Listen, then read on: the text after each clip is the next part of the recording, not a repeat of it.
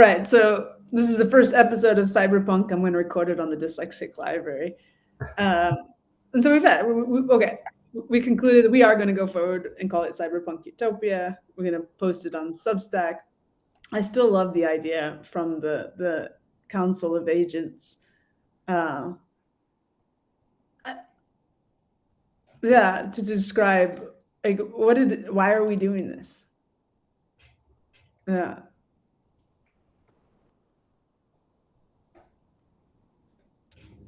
I had and a very concise, clear statement. We still haven't gotten there. It's as someone who goes around and around. I feel. I found some notes from ironically from hold on, from another day at the. What did I do with those?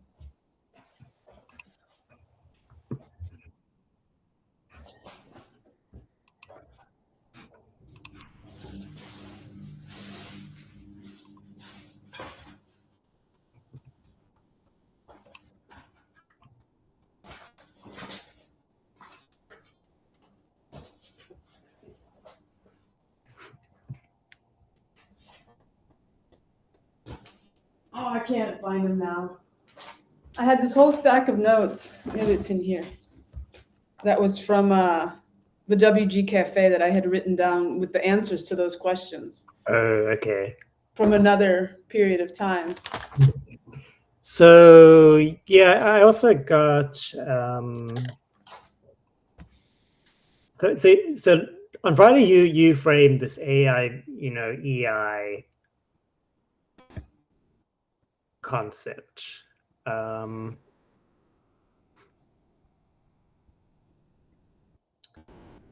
I got EI from one of my magic people, black hole magic. Yeah, the embodiment angle, because the original description on the YouTube is Cyberpunk Utopia offers a fresh take on our technological future. While Cyberpunk traditionally paints a dark picture of corporate-controlled tech, think Blade Runner, hosts Teresa and Paul flip the script by exploring how we can use the same powerful tools to build something better.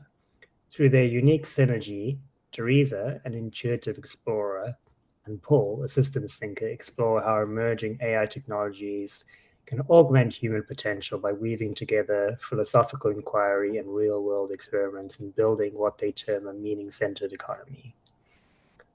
Central to their approach is the Japanese concept of ikigai, finding harmony between passion, capability, societal need, and economic viability. We're trying to take some elements of that and polish and incorporate this AI dimension in. We have new possibilities and capabilities, but we are still biologically the same. We have the same needs. See, this is where I think it'd be interesting to explore some of these assumptions in the frame of AI, EI. Like, we're making these ideas and we said this, like, the whole dystopic vision, like, we're living dystopic vision right now. And the question is, do we want to continue to live the dystopic vision? And that to me is a power of choice. And I would say since 2007, since the first smartphones came and we started to really bifurcate our time into devices and product, people like us started trying to attract users. The other day I happened to be walking by two young men, and they were both, I could tell they were in our sort of world because they were talking about how to drive more users and some sort of promotion to push more people through the funnel. And I just wanted to shoot myself. Wake up. Stop. Most of us just want to sit there. And the funny thing is because the guy was totally ignoring his dog. Yeah.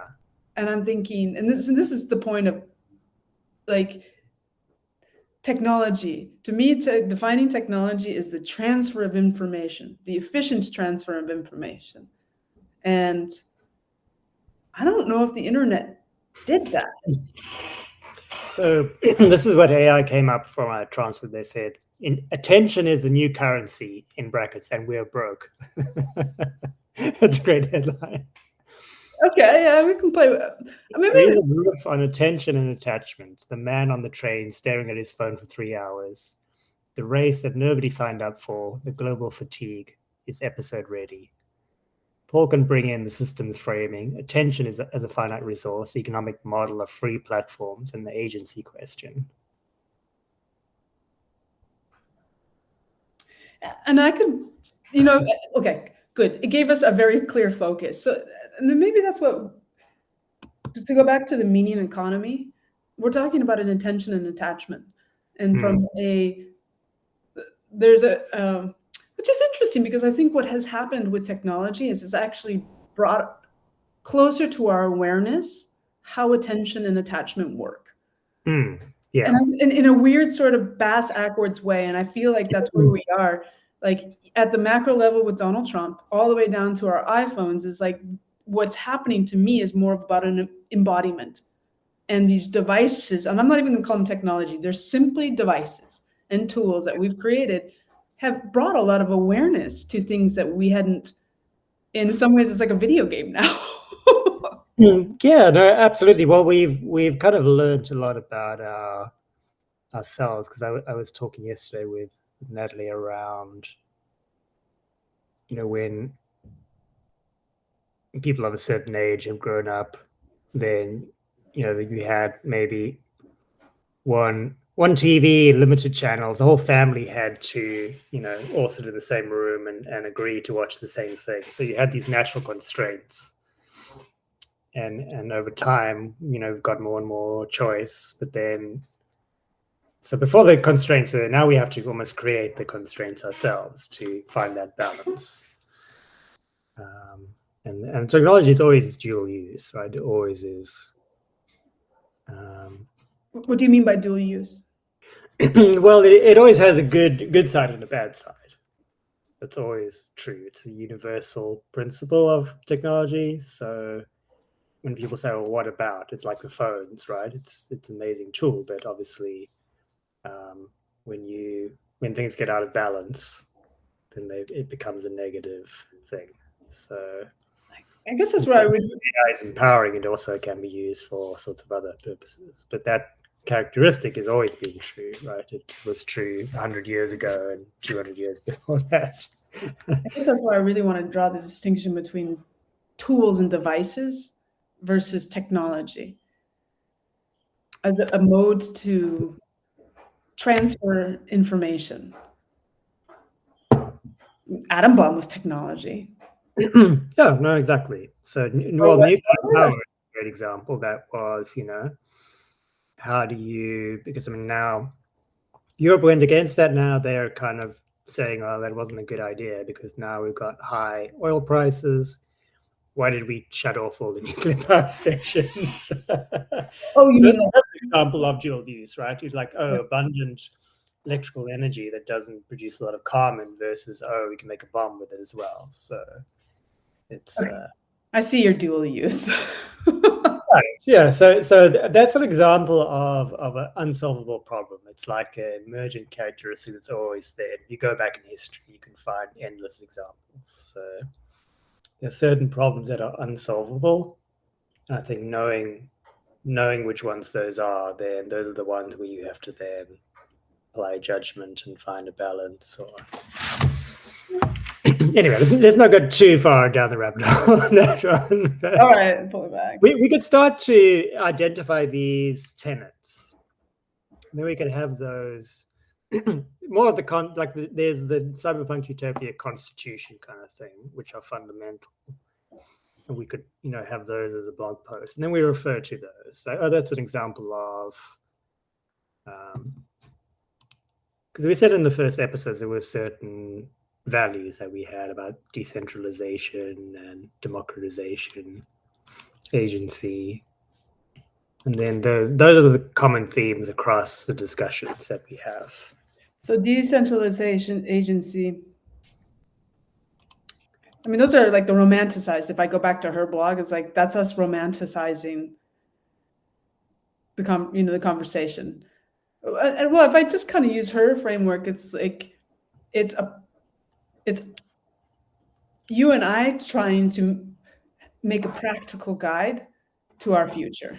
Like that's actually one aspect of this, right? I think it's most like, mostly too because even in this conversation, we get stuck in the philosophical things, and it's kind of a trope.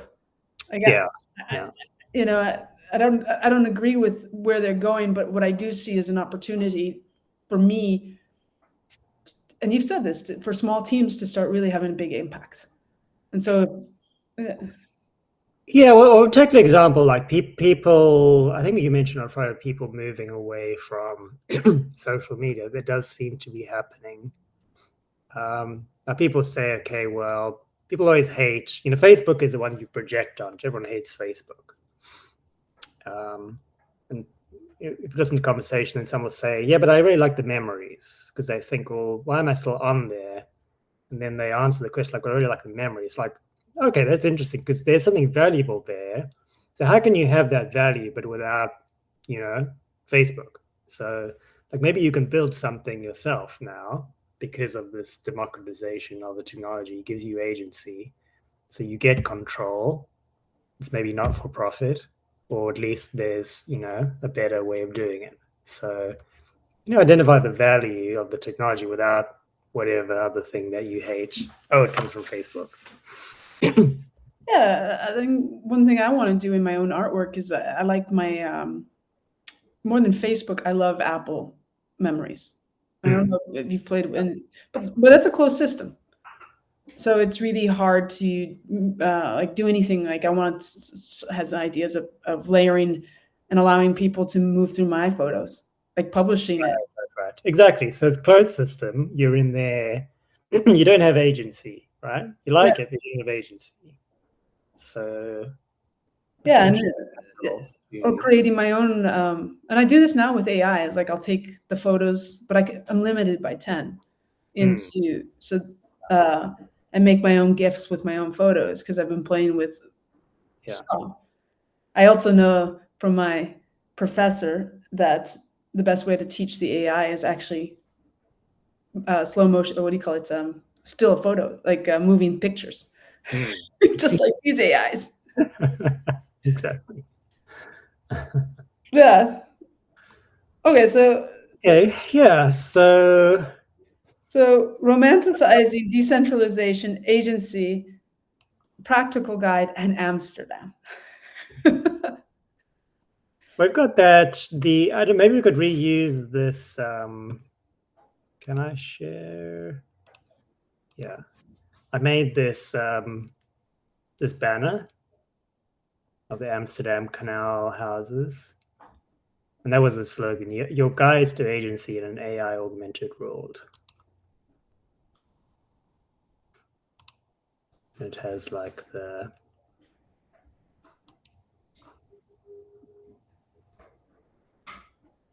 We could have like a post with like a bit of a like values and constitution or whatever fundamentals.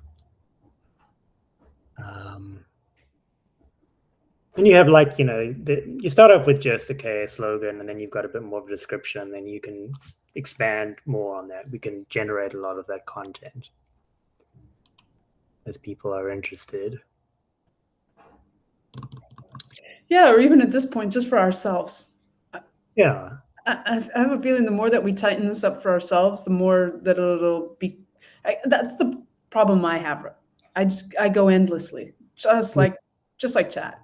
I keep Yeah. asking myself questions, and I'm like, oh, I'll go this way, I'll go that way, I'll go this way, I'll go that way, and it's coherent for me because I understand the perspective or how to make the connections between these crazy leaps. But Hmm. it's what I need to learn now is, and it's funny because this is one of the criticisms I always get in my life, which is like, well, how do I bring everybody else along? Exactly. Yeah. And I think that's what, for me, at the core of cyberpunk utopia, it's like, no, we're in control of this. For the first time, we have agency. but people need to move away from the comfort of the system. And that's true. It's like, if we're going to do this, every time we fall back is because it's easy to fall back into the structure that we currently have. Yeah. All right. So All right. So basically, we need to create a new Substack effectively, because when you sign up, you get your own. Or do we have to like rename one of our own, like mine or something? it's up to you. Some of it, I think, logistically has to do with how we want the content to flow. Yeah. So, like, I have to be on my account to be a participant, right? So one of us has to start the video from that account, Right. Yeah. which would be fun because, Like with YouTube, you see, I could create a new channel. So I got my own channel, and then I got this Cyberpunk YouTube is an independent thing. And then you and I are both admins on this. So yeah, and I'm pretty sure that you can connect the YouTube directly to the Substack. But then the YouTube side of it, like how the videos get presented there, is quite minimal. Like, you have to go back and edit all the call it the metadata for YouTube. yeah.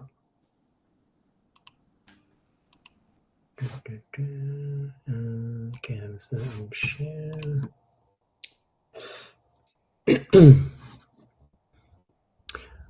Okay, yeah, so I could have a go at maybe putting together some initial stuff, maybe in Google Doc, and you can take a look and comment. And if you're happy with it, we can start. Yeah, if you can also to the stuff from the transcripts, like if there's a summary. Yes. Because there's a couple things we said we really need to kind of be really tight with those things that we're talking about. So if we're talking about decentralization and agency, like, what are the values of that? Those are big words. They're big, scary words. Like, what does it mean? And I feel strongly we're talking about more practical guides of agency. Like, I find what we well, it's a question of language. So people who are good at, a lot of people will not understand agency, but some people will. So I think it's a question of giving examples. So, for example, a lot of people are, especially Europeans, is like, big American tech. That's an example of a lack of agency, because they all use these products, but people don't like the fact that they're using it. So that is an example of a lack of agency. So then, now I understand what you mean. So I think it's a question of introducing the concept, but then in the first initial post, kind of making some examples that people can, okay, I get it now. Yeah.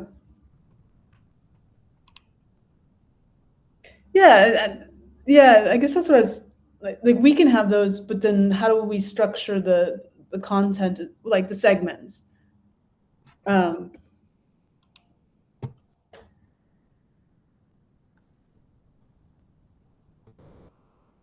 make it entertaining and relatable. Yeah. Well, you could maybe think of creating some posts about, like, your art school. How did you get to from law school to art school? Yeah, because we have discussed this in different. The one that that last episode that we did in October, you were talking about burnout and law school to art school, choosing flow over fear, learning life in 46. So we already got the content. We've got that transcript, right? I mean, we've been talking about this for years. It's just, You need to be an editor, so you've got to choose what do you want out of that, because the content is there. Just okay, turn it into a blog. all right. Maybe we just start there. Just 2 assignments. Yeah. Okay, so I'll do the law school from art school. So I'll start. I guess what I can do is start pulling out the values for embodiments, and we can put some of the guidelines around, like some of the bigger words of because that's actually what we're talking about. We're talking about agency, and for me, agency is embodiment, because then you're in control of the choices that you're making. And once you're in control, and this is, yeah.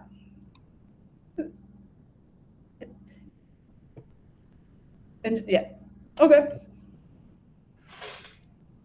Because I had a project in Claude that has all the transcripts in it, and then I said, okay, well, we want to do like a reboot, and then I put the more recent conversations, and so it suggested like some different topics for like a reboot.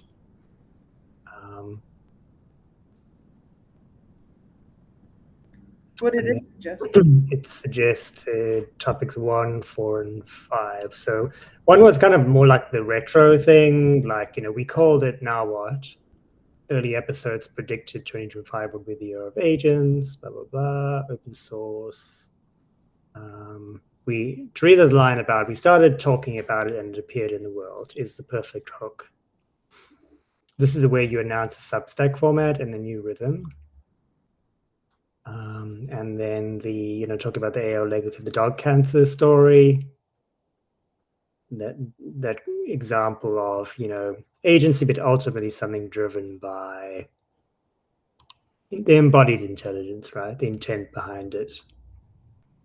AI as artistic mirror, Teresa's creative practices, making art from egg carton, paper mache. That was fun. And playing with hexagons and sacred geometry.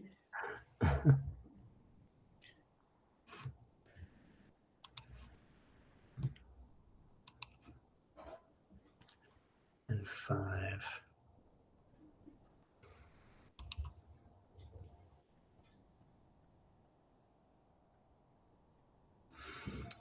Okay, so I'll take a look at all of the content we've already gotten and see how we can split that into a bunch of logical sort of blog post type things that we could post. So we have already like the content and we can just get into a regular rhythm of posting that. It's a question of getting them into the right sequence that builds the story. And then it's a question of us actually doing these video calls. Well, too, and once just between the way that we've done this before is like we have good information from the world, but just need some sort of structure so that we can deliver it regularly and keep it tied to the things that we're talking about, right? So how does this relate to decentralization or agency? And really bringing those stories, right? So if we're talking about, well, I don't know, whatever the crazy shit that I'm looking at is like, well, what does this mean for decentralization? I don't know, but for right now, it feels like really tied towards embodiment. And the more that I'm aware of that, the more, okay.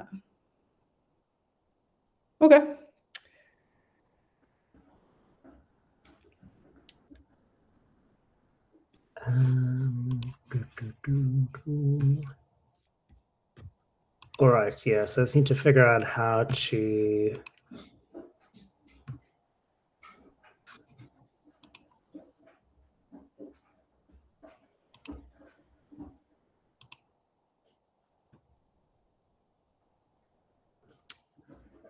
figure out the Substack where we can both effectively post to the same kind of channel. It's the model just seems a bit different to me. So We would have one email, I guess, one login, right? That we both have access to the same account. I don't think you can have, it doesn't seem to have multiple users. yeah.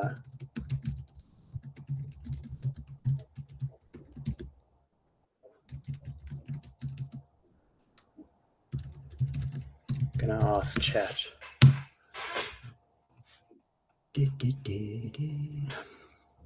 Team access.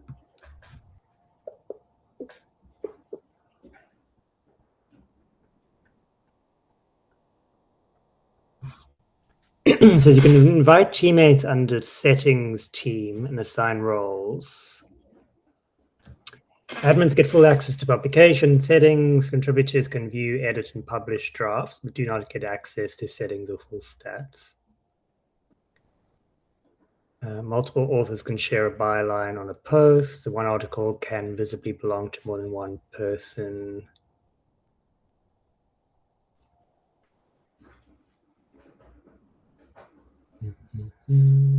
So the main catch is that Substack is still less team native than YouTube. It's fundamentally a single publication with shared access rather than full separate brand account system. Yeah, that Works well for a small editorial team, podcast, newsletter brand, or collective.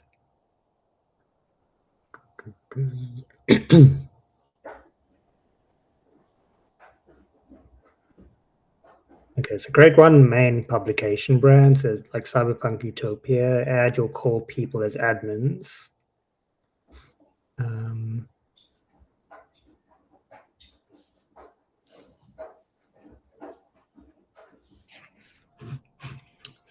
So I say have a Substack account. Should I?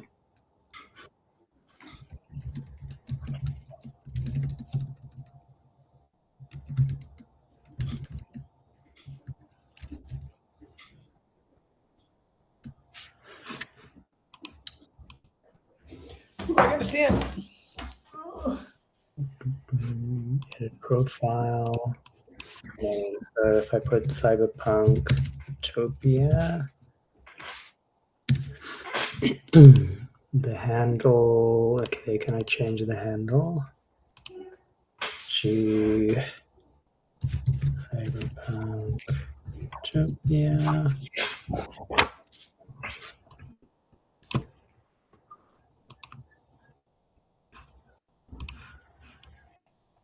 Okay, that handle is available as it often is, which is interesting.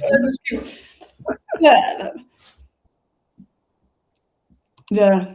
I'll try and just grab the logo that I got from the YouTube channel. Images. So there really isn't anything talking about. I feel like there's a lot of things talking about the tech and how it relates to like the developer community, Yeah. but there really isn't anything talking about the human aspect of what this could look like.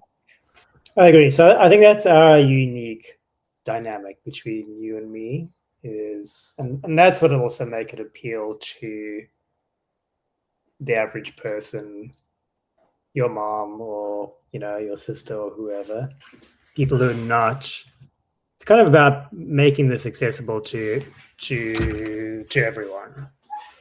Because as you said, there's tons and tons of channels that do AI stuff for the enthusiasts. But we've got a unique lens.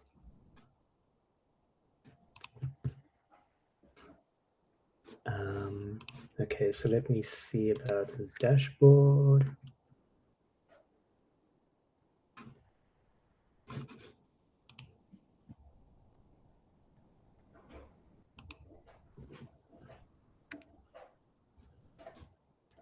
Email.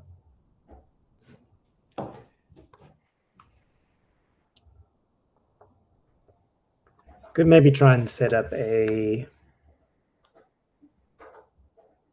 about a Google group or something so that we could both, we're both admins, we could receive email from that group and post, send as the group.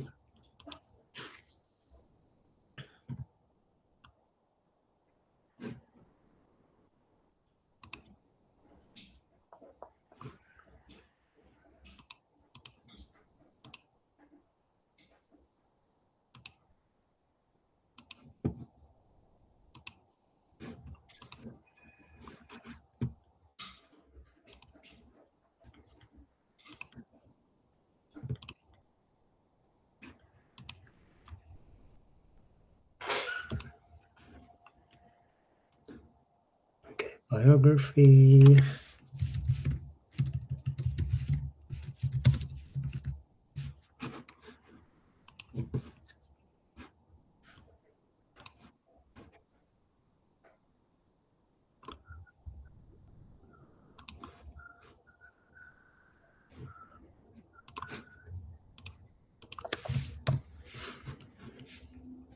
Yeah.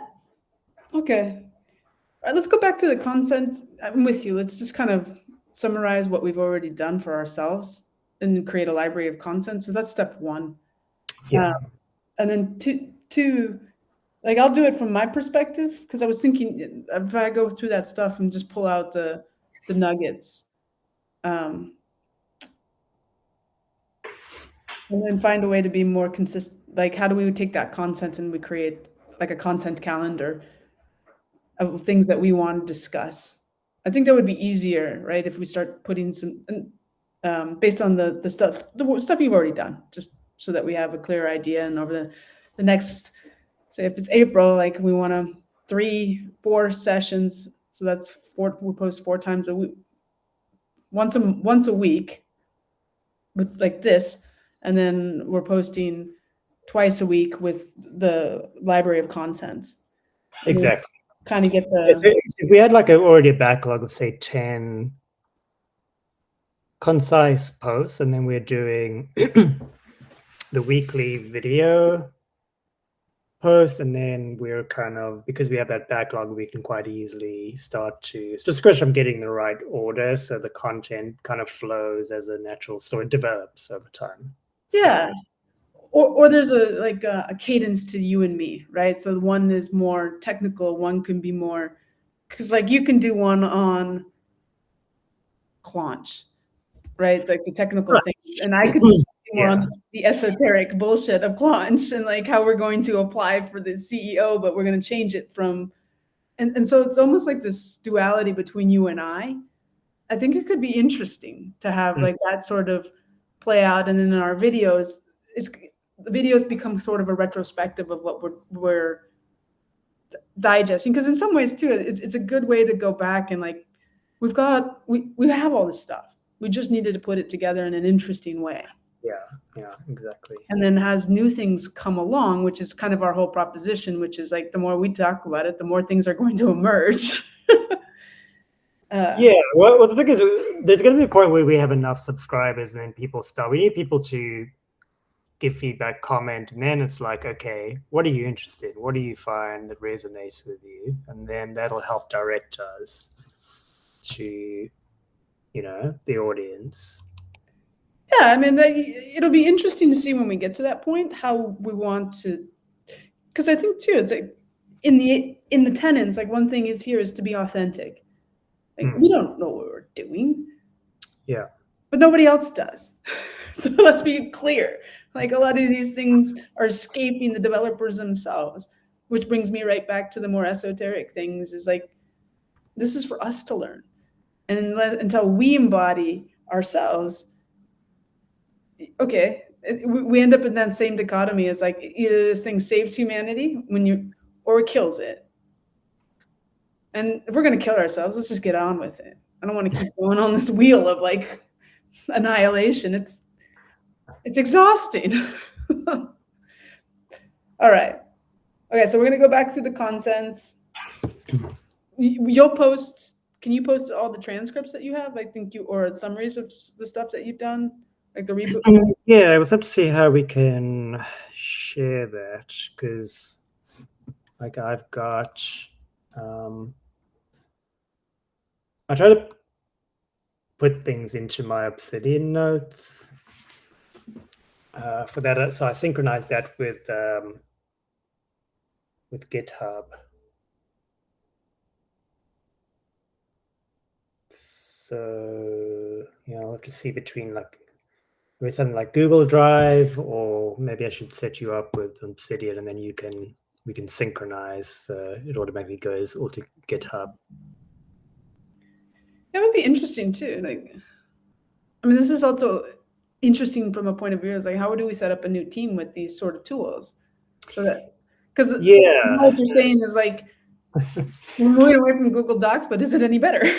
Eventually, we could have I could create a Claude OpenClaw agent, and then which you could access, and then it would have access to, say, the files on my Mac Mini. So I have a particular agent for that. And then we both have the same agent. Then when you build tools, like I've got stuff set up now for transcribing, then we could build our workflows and share the same. So you could access it through different ways, Telegram, or we could set up a Discord just for ourselves with different channels. And you can. Yeah. So many possibilities. Yeah, endless possibilities. I'm right back to like, okay, so we've created new discussion boards. Yeah, kind of reinvent, because like with the different AI subscriptions, they all have like a team plan. So like, for example, if we were both using ChatGPT and we had a team subscription, then you can share projects. Or you can share projects now. So yeah, if you create a project, then you could have files uploaded and prompts and stuff, and then you can share it with someone else. So we both have access to the same chatbot for specific purposes. Until we actually have the use cases, to me, this is like.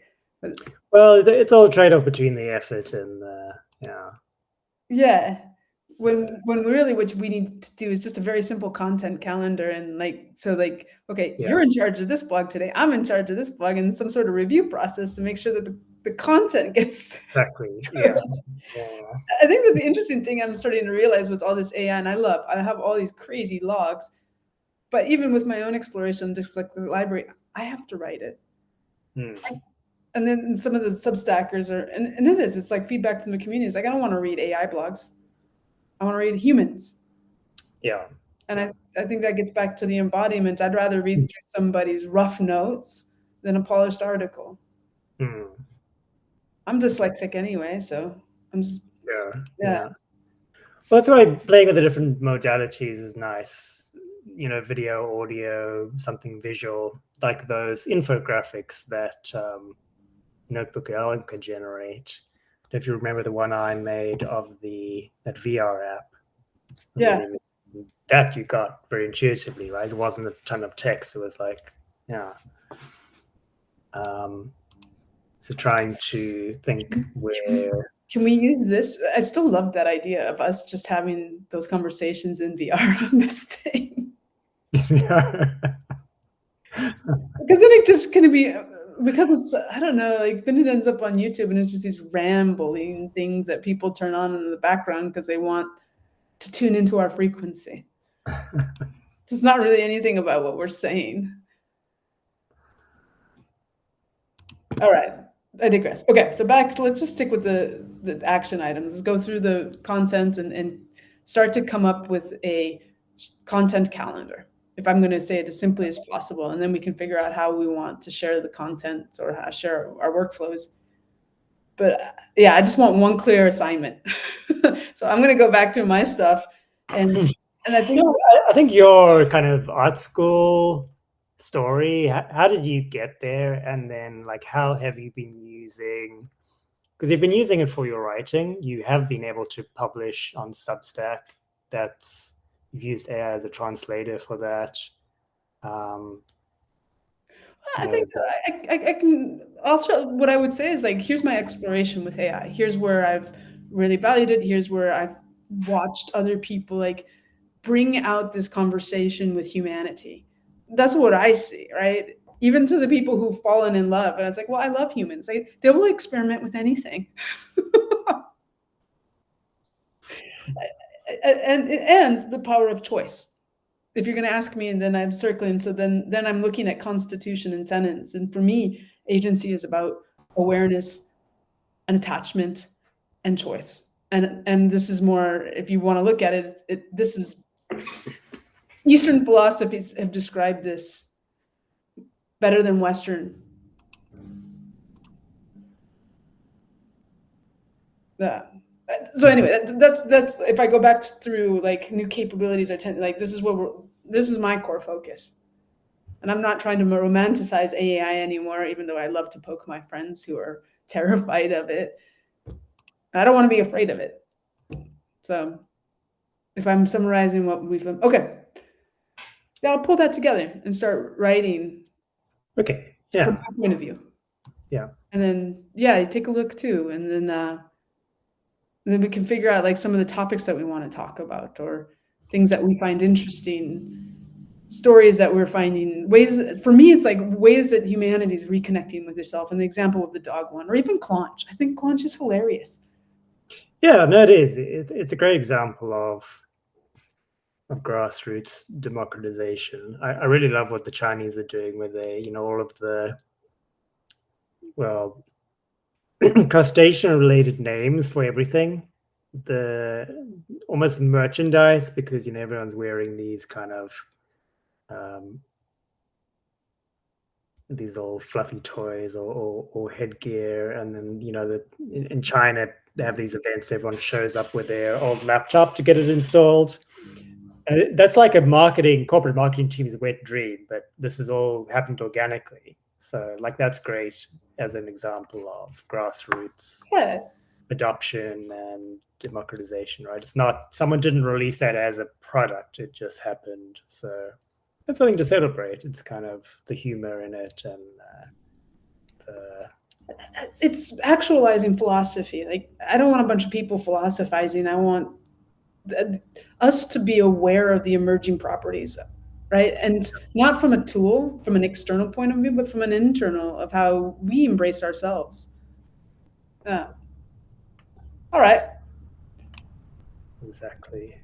Yeah, maybe once we get, I like your idea about going back and just, even if it's like, hey, we've tried this several times, but at each time we've rebooted, it's become clearer to ourselves what this is, right? And now we're here just to kind of track the humanity, and that's our focus, is where we see agency, and we don't even have to like sell people on this. Is like we're just watching this emerge, and now all we're doing is observing and calling it out,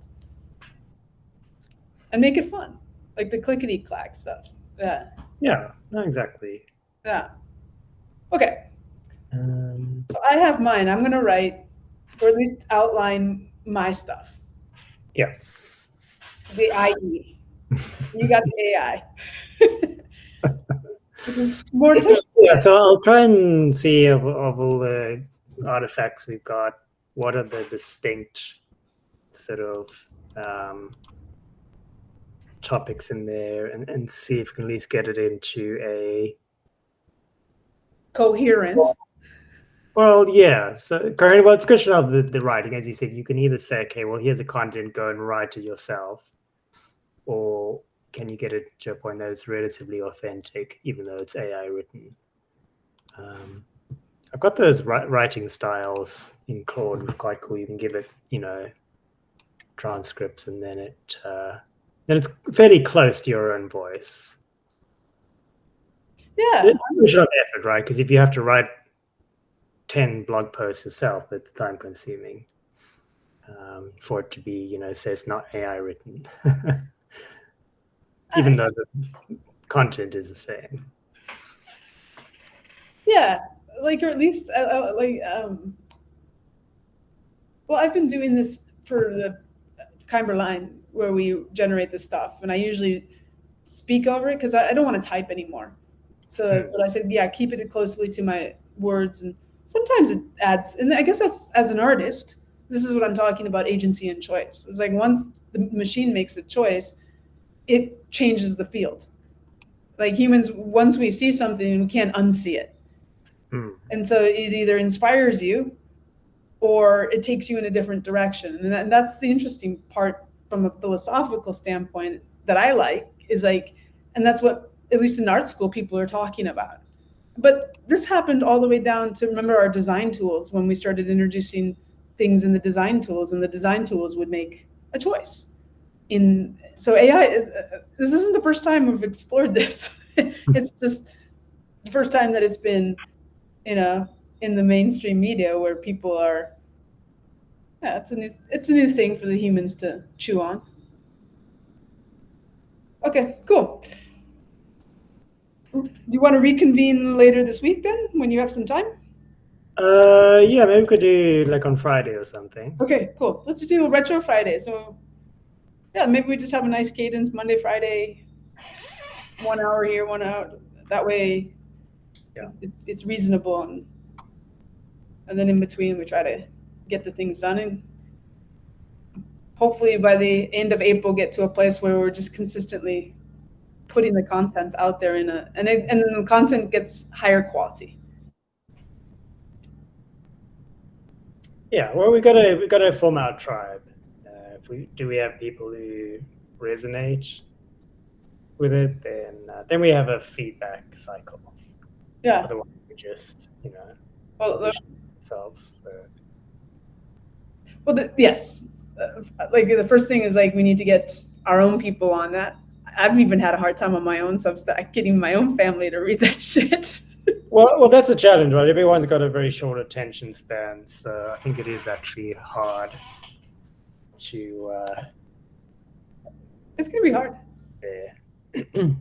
So I gotta try to take inspiration from people around you, friends. Like my friend Joanna say, hey, can you teach me a bit about this stuff? Because I guess I'm hearing these 85-year-olds using it, and it's not going away.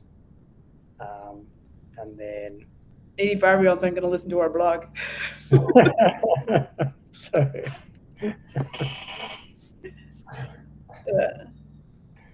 yeah, like who would listen to this? yeah, I don't know. Who knows? It's I'm so all I need is Claunch to listen to it and pay us $7 million to be the feedback loop for them. I'm talking about just because we're in the world and we can see the emerging properties. exactly. I still like this idea as an art piece.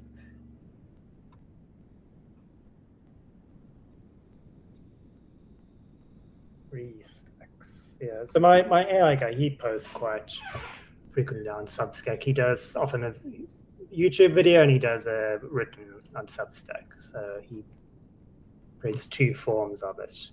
Same content. Same content, yeah. So he's just using AI to summarize his. I don't know how he writes it, but obviously the videos he's just talking. But he has two. Yeah, I mean, a nice way to do this too is like we can go to slides. Like I've thought about creating some of, or like you said, bringing in other generated content to kind of, yeah, like from the art world. Like there's some interesting things that people have done in the art world around AI. Like one woman created her own model. My friend did the same thing. And then she allowed people to ask questions. And you always get the same bullshit. Like what are people curious? Are you a racist? and the woman who used her body, I think and then people could generate any sort of images that they wanted from her. Of course, they generate her doing things. I was like, okay, we're still here.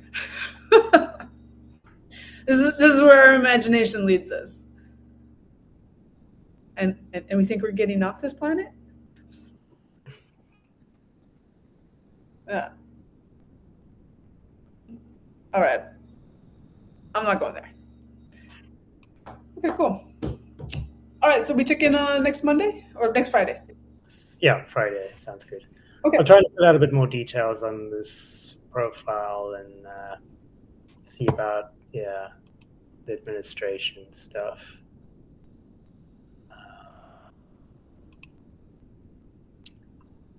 And then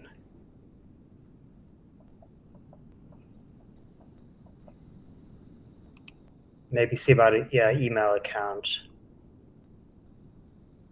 you can both access.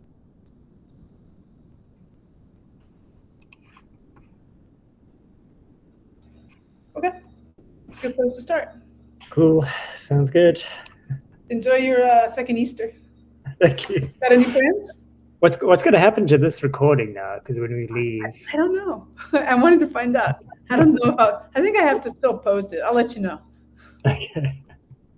All right, man. All right. Take Bye. care. Bye. Ciao.